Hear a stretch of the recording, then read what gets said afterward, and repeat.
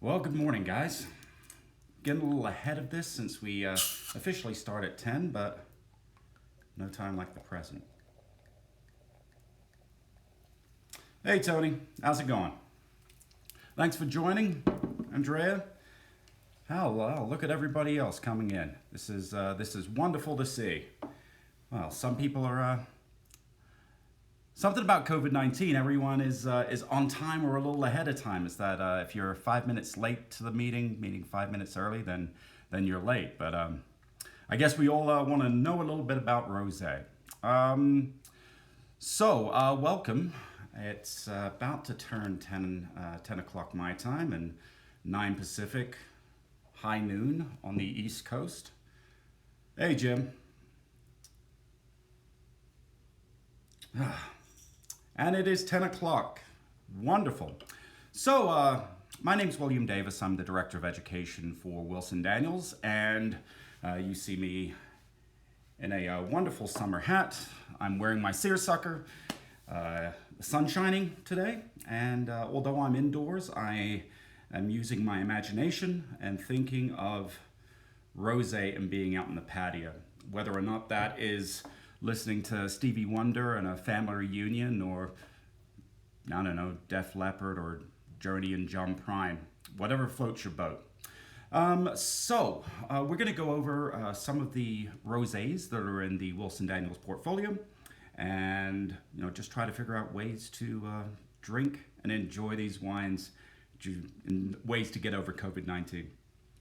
So a little background about rosé, right? If you think about 2,000 years ago, kind of pre-BC, at that time, a lot of people just drank white wine, or they drank a mixture of red and white, and only too often diluted it, because it was considered at that time in very poor form to drink a fully fermented wine that hadn't been diluted. Apparently it was for barbarians than it was what we now associate fine wine to be. And that probably makes sense, because the wines at that time, they were extremely tannic, very strong, long maceration times, and the winemaking was fairly rudimentary, to say the least. So the quality of those finished wines, you actually needed to dilute it just to be able to imbibe. But fast forward to when many of these peoples came from the Middle East and from Turkey, settled into the south of France, and that is why we have the Côte de Provence and the Southern Rhone as that epicenter for at least fine wine rosé, although now it's spread to every corner of the earth. But that wasn't the way in the 60s and 70s. Back at that time, you had Lancers, for anybody that remembers those squat bottles. Not that I've been around a while. But white Zinfandel. Generally the rosés that we saw out in the market were sweet. They were insipid. They weren't much to think of. And it's really been in the last 10 or 15 years that the quality and just the sheer importance of rosé meeting the needs of the masses came into place.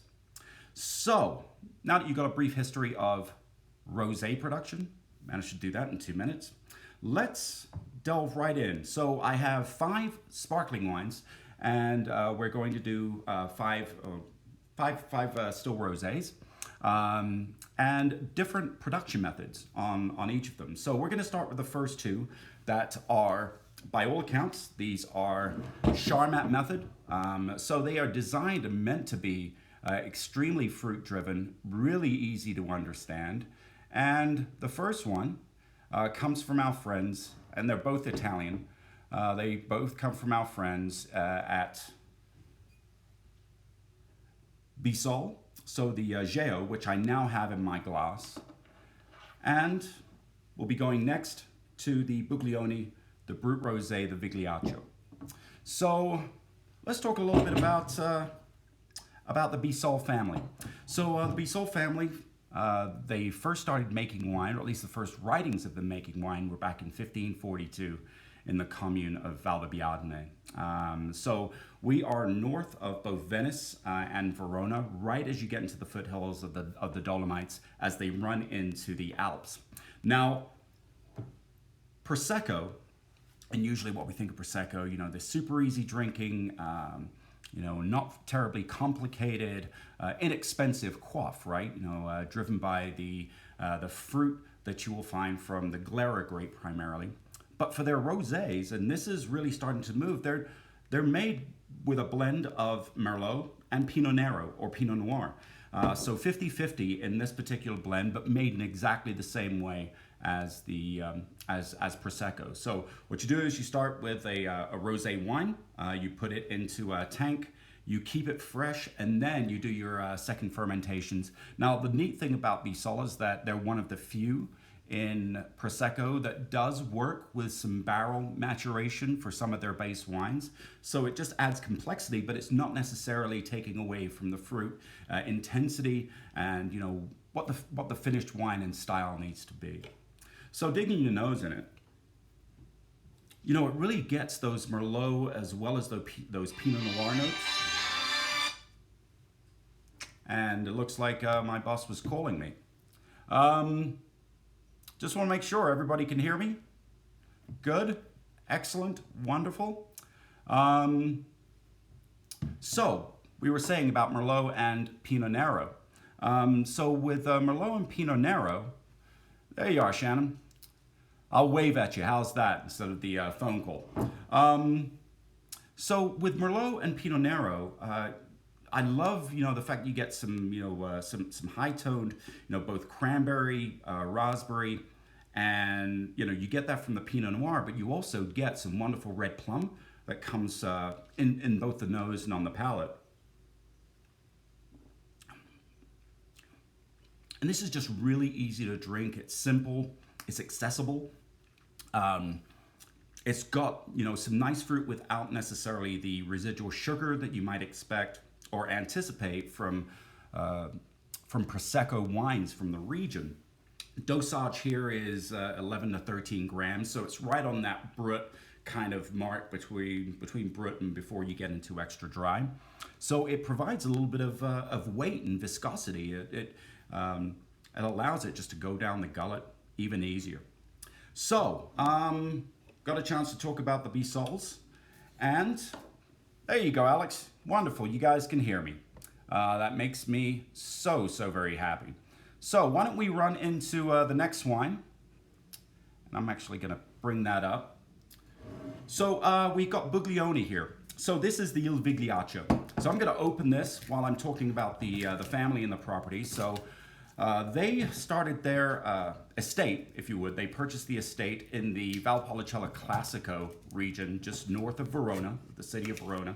So think of Romeo and Juliet and Lake Garda and the Finger Valleys that are directly north of the city of Verona.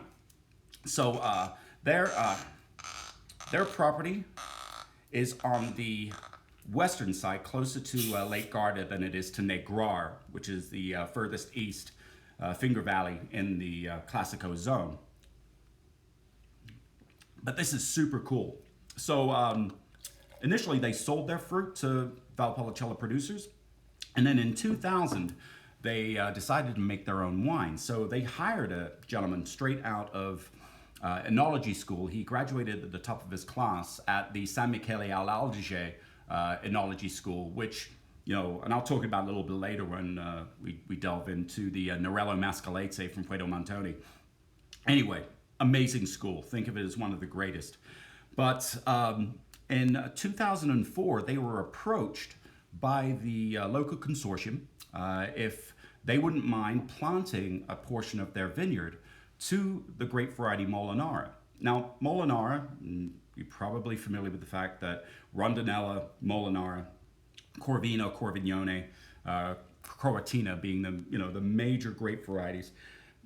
Well, at that time, Molinara was a mandatory grape variety along with Corvino, Corvignone, and Rondinella.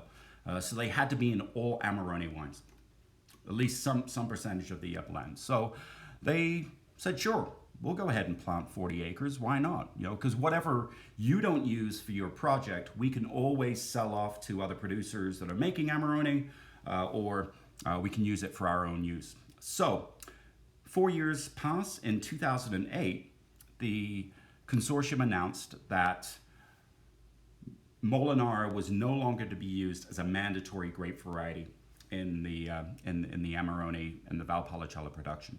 So, of course, they've just got 40 acres of newly planted vines in the ground. So they approached the consortium, asked them what the problem was.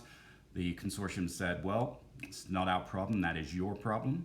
We're moving in a slightly different direction. So fortunately, the Buglionis, they started a chain of wine bars and restaurants in and around the city of Verona. So they got one in Verona, one at the Agriturismo and in San Cariano, and then one in Negrar.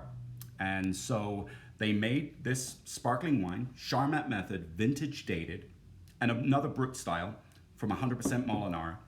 Now, Vigliaccio means the coward. So they made this wine. The very first case they put in a box, they wrote Vigliaccio on the box and placed it on the doorstep of the consortium. So it's a great story, something for you to tell everyone out there about this wine, but let's dig in. Now, this is the 17 vintage. So the wines are generally aged about the same amount of time because it is Charmat. You know, you're meant to, kind of look for some of the upfront and bright fruit. Now, with this being Molinara, it tends to show more of a clear rhubarb and underripe strawberry note on the nose. The Géo was a little bit more forgiving. Yeah, and that rhubarb really comes through on this. It reminds me of a strawberry rhubarb pie.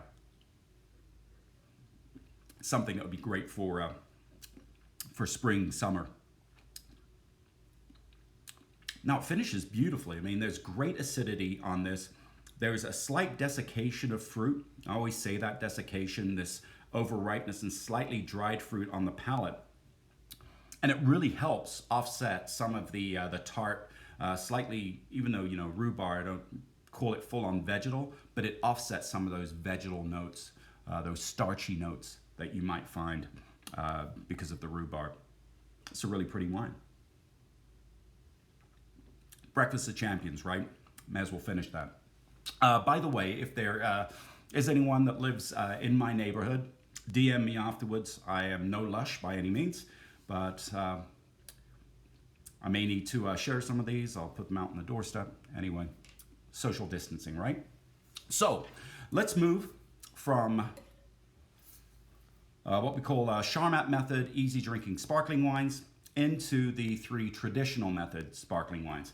So, we talk about, rosé and rosé production, whether or not it would be, rosé and just like a saignée, or, macerating the fruit for red grapes for a very short period of time just to get that pink hue and that lighter red hue, and then pulling the skins away. Well, as we get into traditional method sparkling wines, and champagne especially, this is where we're going to see a true blend of maybe saignée, but also adding red wine to the finish or to the base wine to make it rosé. So traditional method here for the Pierre Spar. So we got Pierre Spar here. So we are Cremant d'Alsace. We are looking at the village of Siegelsheim. So actually, let me pull this up here. This is actually a great photo. It really gets a chance to show you what Alsace looks like. These picturesque storybook villages and houses, but it's always been tied in to so much war and destruction, ironically, because of its location on the border between France and Germany. So that's why you'll see producers with Germanic and both French names, and this was certainly one. So as I said, the Spar Winery was founded back in 1680. Pierre Spar, who took over in the early 20th century, really expanded the holdings of this Alsatian property. And forgive me, I cut my nails, which, why would we do that in COVID-19? But it meant that it was just a little bit more difficult for me to release the mucilage. So, what was I saying? Oh, yes, Pierre Spard. So, early 20th century, he was a pioneer in estate bottled wines. Well, yes. So that's why I brought it up. You know, adding red wine to make rosé is only legally possible in Champagne, because that is the you know the major appellation to do that. But don't forget, if you look at anywhere else but France, you can certainly do that. Most traditional producers of in the United States or in the New World can certainly use red wine to add to their sparkling wines, but we don't see it as much adding red wines to Charmat method bottlings. Does that make sense? So, the Cremant d'Alsace, so Cremant is an appellation compared to Champagne. Your aging in the bottle for that second fermentation is usually about half. So the legal minimum of aging is 9 months for Cremants, where it's going to be 15 months for Champagne, and most multi-vintage and vintage champagnes, of course, 3 years. But my point here for the Cremant is, and for Alsace, is that you're generally dealing with the same grape varieties as you would in Champagne, at least for rosé production. So we've got Pinot Noir here. Not a lot of Pinot Meunier that's planted in Alsace, but this particular bottling is 100% Pinot Noir. And 12 grams of dosage. And you notice that, you know, it's got a pretty deep rosé color, or rose color. Let's see how this goes in the palate. You certainly get that autolytic component and quality, but this is yet another fresh, easy to drink, again, you know, just, you know, very palatable example of traditional method. You know, the autolysis is there, but it's driven by a lot of, you know, bright red fruit. This is a delicious wine. As I said, 18 months, but with 12 grams of dosage. So the sweetness level here is, you know, right around the same as you would find for the Géo. But even at that 12 grams of dosage, it comes across in a form of weight than it does sweetness. So a really pretty wine. So why don't we move next into Champagne Gosé. So you will see that, let me move this down here just a second. We'll switch that around. So you'll see the village of Ai in 1584. That is because that is the village in which Gosé was founded and the year that they were founded. So 1584, we didn't really hear much about at least traditional method champagne production because it didn't really exist. So they made still wines for 150 years before finally jumping on the bandwagon and making sparkling wines in the first quarter of the 18th century. So they are the oldest house in Champagne. The Gosé family, 23 generations until 1993, when the Cointreau family purchased the property. Now at that time it was still in Ai, and they decided to purchase a new winery. Well, not new, but you know, they purchased it from a previous owner in 2010, 2011. So that is the old Malakoff winery in Epernay. So if you go to Champagne, you can see the original offices that are 2 blocks from Bollinger and Ayala, a little bit further down the hill and closer to the auto route as it heads toward Epernay. Yeah, if you make it there, let us know.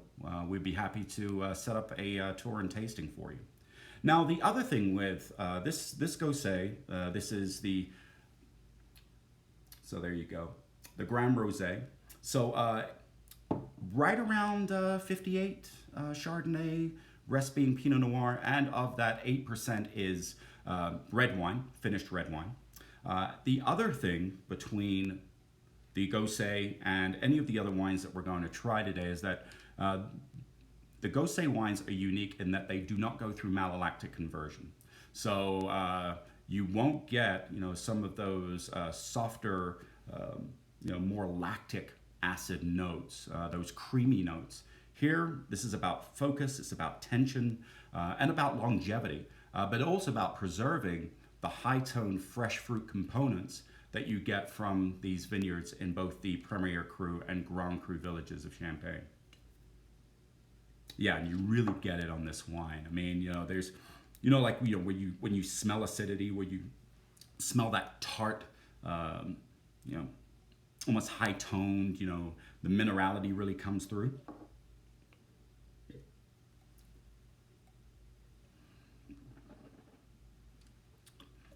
Now, this particular bottling is mostly vintage, as a matter of fact. So the release that we received in 2019 is mostly the 2014 vintage, with a little bit of back reserved wines in that. And the 14 vintage, for I think for Champagne and for Burgundy as a whole, you had some really pretty bright fruit. It wasn't as fat and as dense as the 15s, or the 10s or the 9s, which is another reason why we love the 8 vintage in Champagne. So it's really pretty.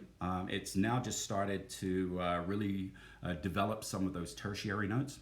That's a wine with it's a lot of fun and a lot of age left in the wine. So don't be afraid, even though it's by all accounts a 6-year-old wine. This will go for another 20.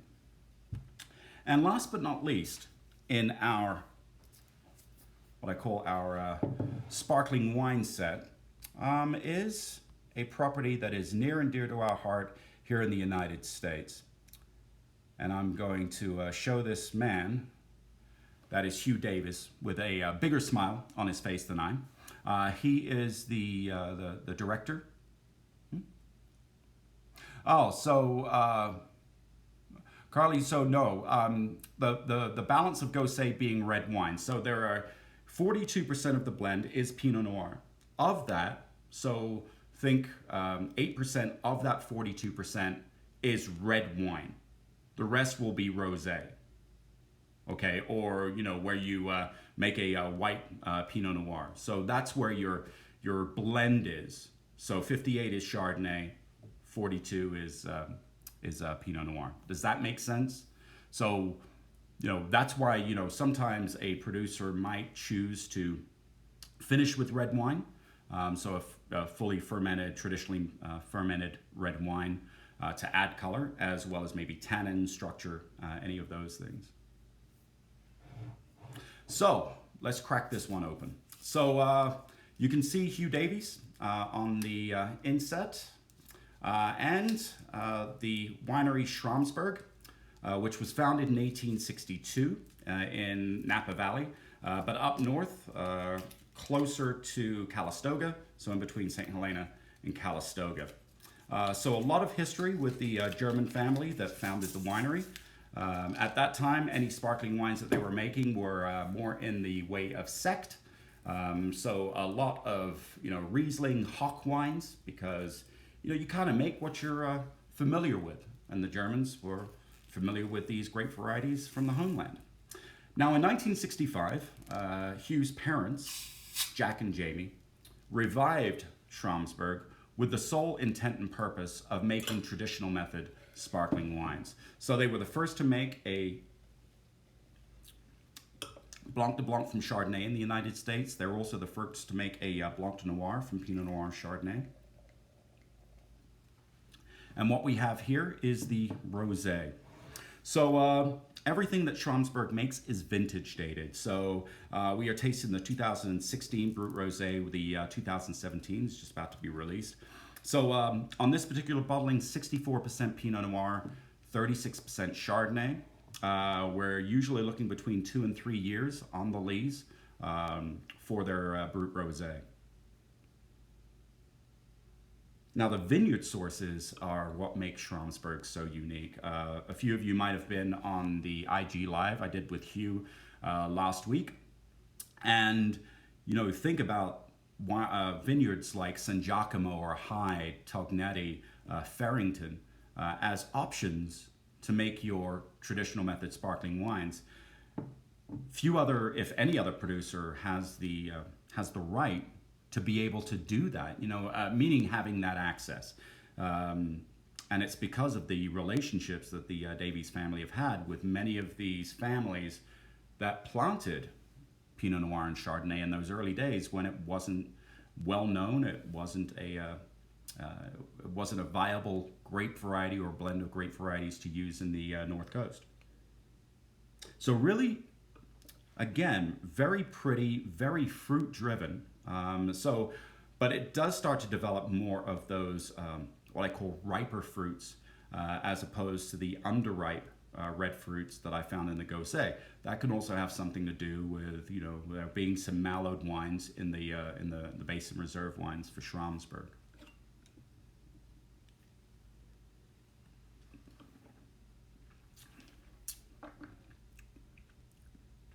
It really shows the 2016 vintage. I really dig what the quality of this vintage is doing, and actually I'll show you I think he's my doppelganger in terms of what they have in the vineyard there and in the winery. So yeah, to give you an idea, everything here is pretty much hand riddled, especially for the J Schram, the Tête de Cuvée wines. And yeah, it's an absolutely delicious, beautiful wine. This is really well done. All right, 25 minutes, and now we're going to roll into still wines. So what better way to start off by going back to France and the south of France. So, beautiful bottle shape here. This is the Mas Le Chevalier Rosé. Let's see if we can follow over here. So Mas Le Chevalier was founded in the late 20th century by Michel Laroche of Domaine Laroche in Chablis. So at that time, he was one of the few that came from Burgundy and successfully grafted Chardonnay onto existing trunks and existing vines in the south of France. And a decade later, he opened up his own winery. So this comes from Grenache and Syrah, so 90% Grenache, 10 Syrah. Really easy to drink style from the Languedoc. So a lot of the fruit here is either coming from the Minervois appellation between Carcassonne and Narbonne. The winery itself is located in Béziers, a little further north, and then they've got some vineyards up closer to Nîmes and Montpellier as you head north and past Saint-Chilien. So because we're going into Grenache and we're getting out of these Burgundian grape varieties, for lack of a better term, the fruit set here gets into a little bit of this denser, riper, more candied red to blue fruit note, especially with the Syrah that you get here. Yeah, it's candied. There's a lot of floral here, some red flowers, a touch of garrigue, but it's really high tone, almost violet-like in the floral components of this wine.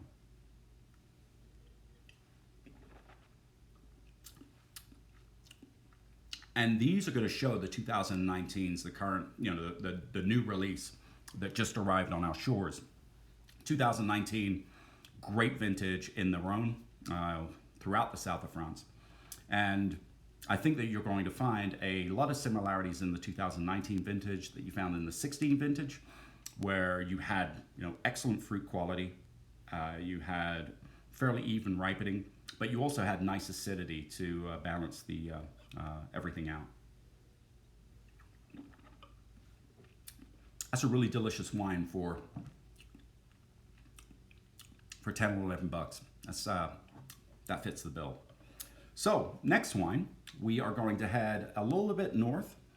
So we're doing two wines. We're doing the two wines from Chateau Gassier, the Esprit de Gassier, along with the 946 that I'm going to do kind of toward the end to show how well rosé can age.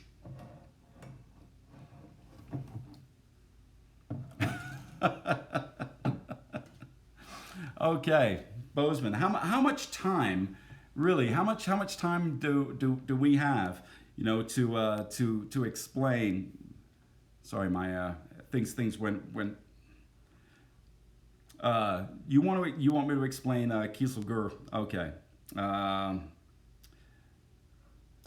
so you want me to explain Kieselguhr filtration or filters? All right. So the thing with with Kieselguhr filter, I mean, you're really dealing with more diatomaceous soils or earth filtration rather than the fine kind of natural like think of an air filter that you might be able to slide in. So with diatomaceous soils, you could also see a similar filtration, and we'll see that in the Shem Blue. But instead of using diatomaceous or bentonite, they will use organic green peas. Does that kind of answer your question?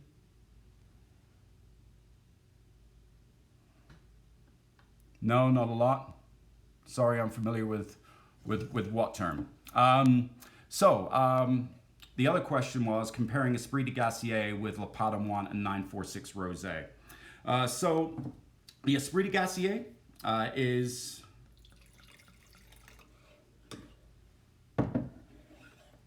a lot of it is coming from the estate, and I'll show this right here. And that is the Montagne Saint Victoire, inland, about 30-minute drive from Aix-en-Provence in the Côte de Provence. So the Esprit de Gassier is going to be a blend of the estate fruit in Saint Victoire with some fruit that comes off outside and away from the vineyard.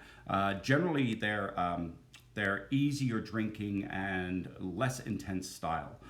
The Patrimoine and the 946 all come from the estate.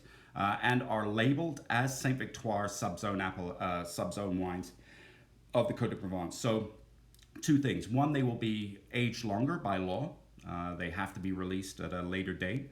And the Patrimoine is going to have lower yields. Generally, it's going to be built for a little bit of aging. And then finally, the 946 is aged in oak, where the first two wines are not. So it is a wine that will go on for 5, 10, even 15 years, depending on the vintage. Having tasted the 946 in the 2016 vintage, that wine is just now starting to come around, and we will be tasting the 2018.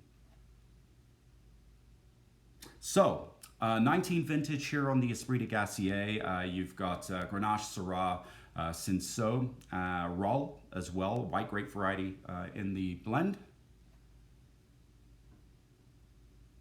And that roll really jumps out in the glass. This is a very pretty wine. Lots of tropical and citrus fruit, along with the... Yes, Brom certainly does. Thanks, buddy. Thanks for the love on the Esprit de Gassier. I think you're going to have a lot of fun with the 2019 when things get back to normal. So... yeah, because you get that tropical fruit, you get that citrus mixed with the red fruit. This is a really pretty way to introduce anyone into Côte de Provence and to remind them of why Côte de Provence is the appellation that trumps all others for consistency when it comes to rosé production. Man, that's good. That is delightful. That is really good. I can't believe that I'm doing all of this before 10 a.m. my time, Mountain. It's going to make for a really fun rest of the day for me on a Monday. So I am Coravining this baby. This is the Fuedo Montoni Nerello Mascalese, and the only reason that I'm doing this is that we get very little of the Nerello Mascalese, the Rosé de Adele, which is named for a rose garden that Fabio's father planted for his mother. So, Nerello Mascalese.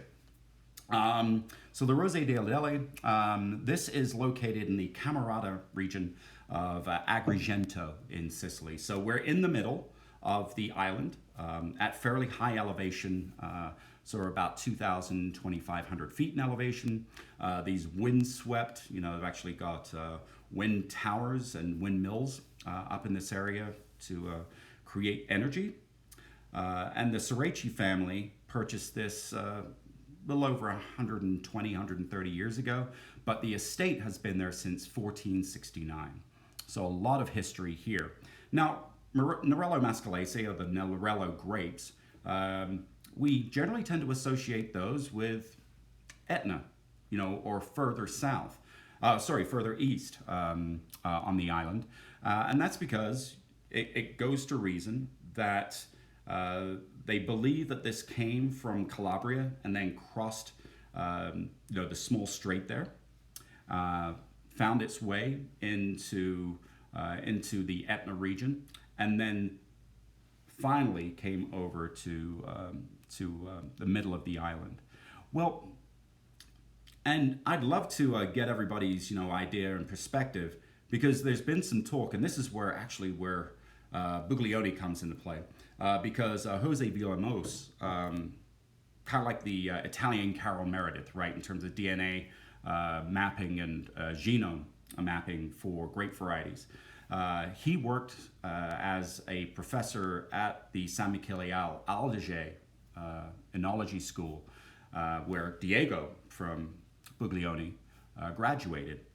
But they believe that Sangiovese is directly related to Nerello Mascalese and to the Nerellos as a whole somehow, and that's because they believe that Sangiovese originated in Calabria because of its parentage of what Calabrese Montenuovo. Anyway, getting back to this Nerello Mascalese and why it's different than what you will find in Etna, because you're dealing with different soil types. Here, this is going to be more on clay. What you find, of course, in Etna is volcanic. So as a rosé,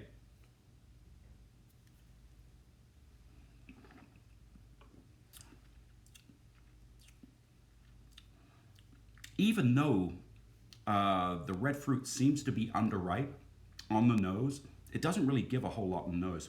But on the palate, it's plush. It's round red fruit, like overripe cherries. Almost on the palate where you get those, the cheap maraschino cherries you get in the huge. That's the type of fruit set that I get here, or the type of red fruit that you get. But still, nice acidity, really easy to drink. I think that we brought in a little under 1,000 cases for the United States on this Nerello, organically produced. That is an awful lot of fun. So, as we get out of those, we are going to head back to France. And sorry, because I've got to lean back for a minute and grab the last bottle. I'm running out of room on the table here. And this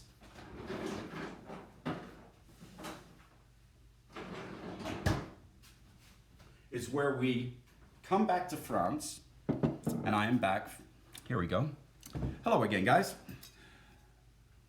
Sorry about that. It wasn't technical difficulties. It's just there's a lot of wine that we're covering today. So we are going to do the same thing with the Beautiful Fox, and that is a wine made by the Coulon family. So Beautiful Fox by Famille Coulon, and let's see if we can find. There we go. So on the inset there, those are the gates and the opening to Domaine de Beaurenard in Châteauneuf-du-Pape. So we're heading from organics to biodynamics with the domain, and the youngest generation, Victor and his brother, they're working with their vineyards and with some friends' vineyards that are farming biodynamically and organically to make this wine. Hence why it is called the Vin de France because some of it is coming from their estates in both Rasteau, or their vineyards in Rasteau and Châteauneuf. So very high quality vineyards, but the minute that you blend AOPs, it's going to be declassified into a Vin de France. So again, Grenache and Syrah driving this wine. There's an energy to this wine I think is really neat. I mean, it shows all of the sun-kissed fruit in the vineyards. It's almost like taking you to the south of France as you stick your nose in the glass.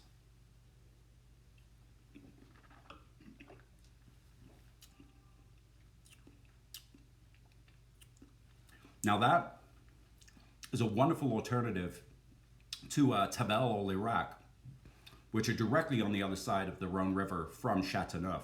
So, you know, in Tabel and Lirac, you do get some of that sandstone, the sand, but a lot of galette. So you'll find that on the other side of the river. And that, for a organic and bio wine, there's a lot going on there for $11 a bottle. Well done, Coulons. And yes, if you got a chance to see the IG Live with Victor that I had last week, you got some insight onto the estate and what they're doing at Beauron. I'm not spitting out. Okay, so the last two wines.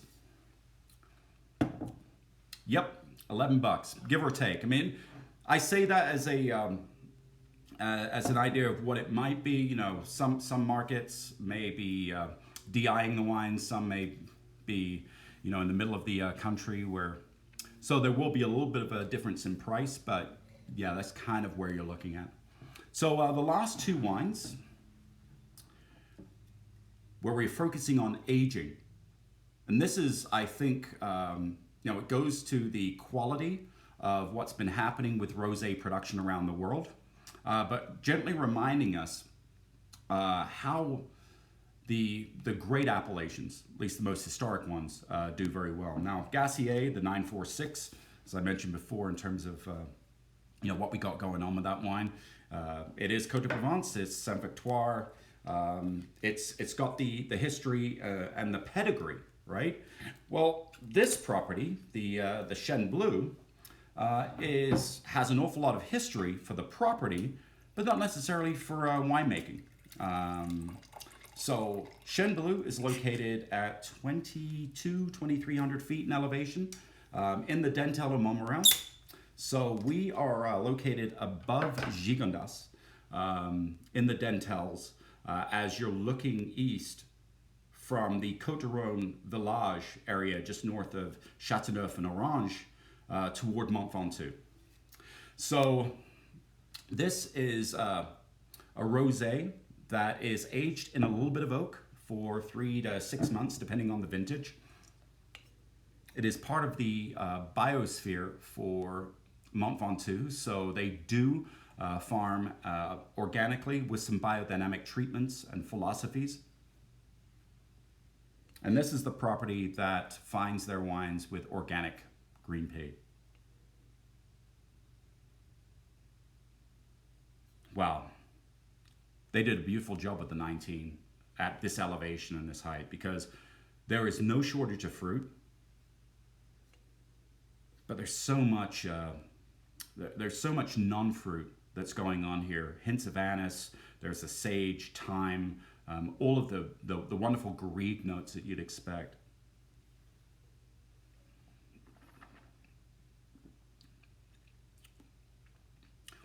And even at this, you know, how youthful it is, you can see where it's going.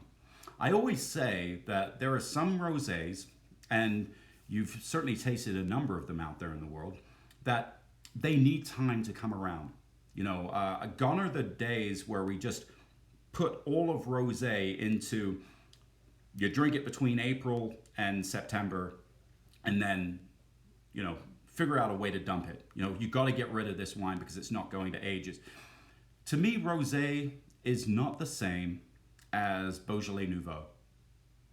And the minute that we start getting out of that mindset, the sooner that we can start appreciating and loving these wines. Nobody ever thought about Lopez de Heredia for their rosés and their rosados that you needed to drink them in a year or they'd be dead. Same thing for the Bandol rosés. Don't think about that for Simon, for example. Certainly don't think about that for Tempier. Why would we just kind of clump all rosé into that boat? So the Chêne Bleu rosé, absolutely delicious.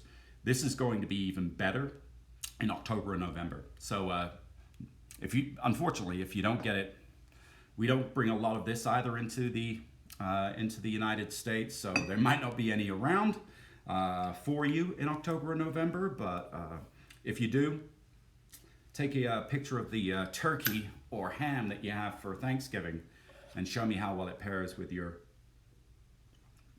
Chêne Bleu rosé.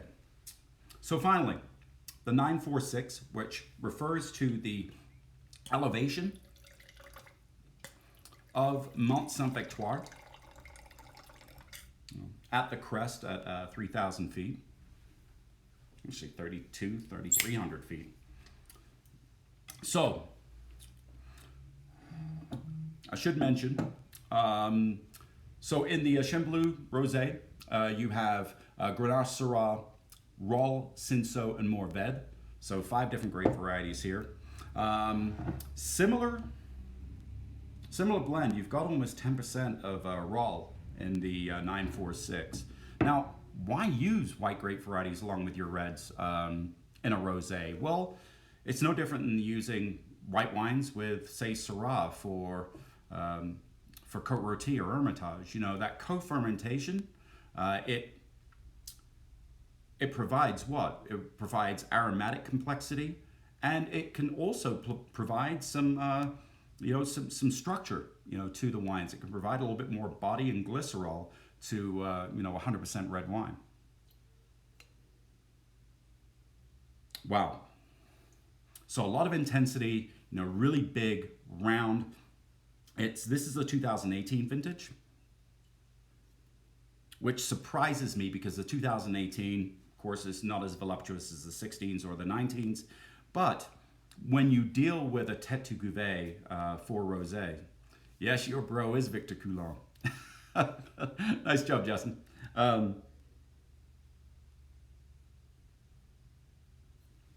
There's a juxtaposition between red fruit and then a green, kind of a lychee note in the 946 that I didn't get in some of the other wines. Certainly the entry level Esprit de Gassier.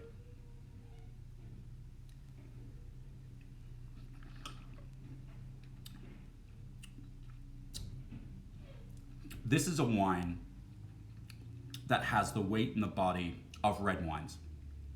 Truly, red wines, where you can see that on the mid palate, it doesn't just simply wash off the palate. It doesn't, it's one of those wines that, has a little bit more going on for it.